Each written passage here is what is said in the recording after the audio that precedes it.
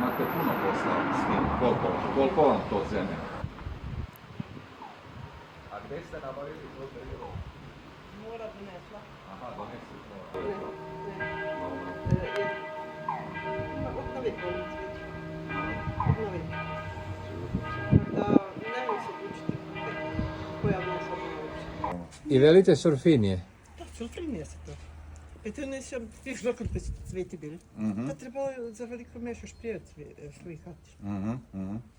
Pa i sad je lepo i dalje. Nije. Vi velite? Ja sad više ne prihranjujem. I ne prihranjujem ni... Sad ih samo tako državam, malo da ih ne bacim. Ali gotovo je. A koliko dok je udarna sezona, koliko dnevno one zahtijevaju? Koliko im vremena onda posvećuje? Jedan put samo zalivam, znaš. Jedan pot. Da. A osim surfinije vidim imate i ruže. Joj, ruže, kako se ruže cvala. Ali ona ti onda prije, onda ovi grmi kad su tu ovi veliki, gledaj onoga prvoga cveta, viš tamo visoko.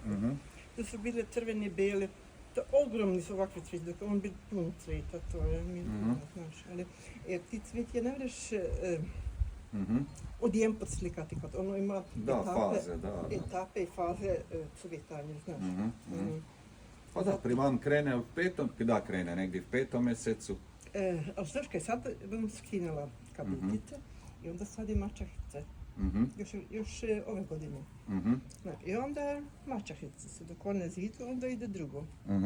A i trajnice su, recimo ruže, one su trajnice.